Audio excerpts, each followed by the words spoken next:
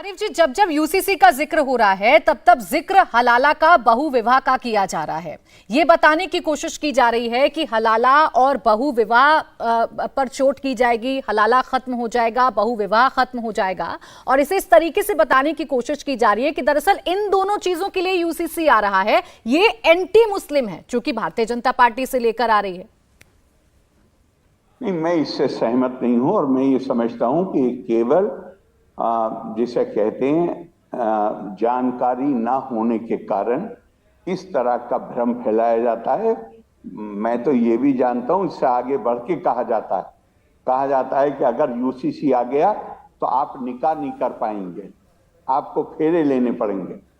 कहा जाता है कि अगर यूसीसी आ गया तो आप अपने मुर्दों को दफन नहीं कर सकते, आपको जलाना पड़ेगा। ये सारा दुष्प्रचार किया जाता है। यही बात मैं आपसे कह रहा हूं, लॉ का जहां तक यूसीसी है या कोई भी कानून है दुनिया का, उसका इससे कोई मतलब नहीं होता कि आप क्या रीति रिवाज अपनाते हैं, आपकी प्रैक्टिसेस क्या हैं। उसका मतलब केवल एक चीज से होता है कि न्याय की समानता होनी चाहिए।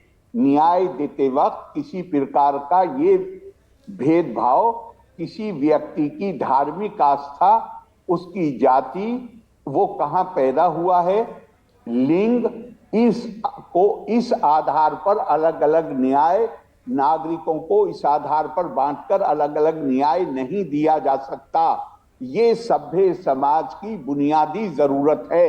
आप निकाह करिए, आज तो सुप्रीम कोर्ट ने का फैसला मौजूद है, अगर आपने निकाह भी नहीं किया है, अगर आपने फेरे भी नहीं डाले हैं, अगर आपने गुरुद्वारे में जाके शादी भी नहीं की है या चर्च में जाके शादी नहीं की है और आपकी लिव इन रिलेशनशिप है, माननीय सुप्रीम कोर्ट ने कह दिया कि इससे बच्चों के और महिला के अधिकारों पर कोई असर नहीं पड़ेगा। आज हम किस युग में रह रहे हैं और हम क्या बातें कर रहे हैं, ये अपने आप में बाद वक्त तो इस पे मुझे आश्चर्य कम होता है, दुख ज्यादा होता है।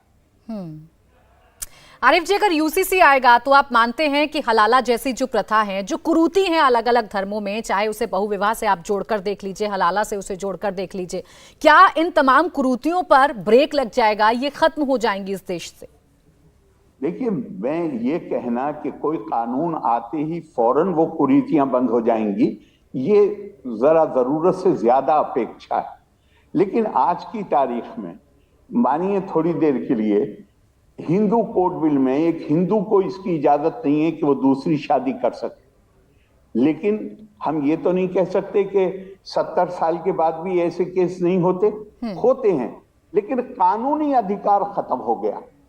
उस आदमी को भी मालूम है कि अगर शिकायत कर दी गई तो उसके खिलाफ कार्रवाई हो जाएगी। आज अब कुछ कम्युनिटी है जिसके अंदर ये कानूनी अधिकार है, शिकायत ही नहीं की जा सकती। तो निश्चित तौर से अगर फौरी तौर पे कुरीतियां खत्म नहीं होंगी तो कुरीतियों को खत्म करने की प्रक्रिया फौरी तौर पे शुरू हो जाएगी। इंडिया टीवी हर वक्त हर जगह डाउनलोड करने के लिए सर्च करें India TV news Google play store या ऐप स्टोर पर।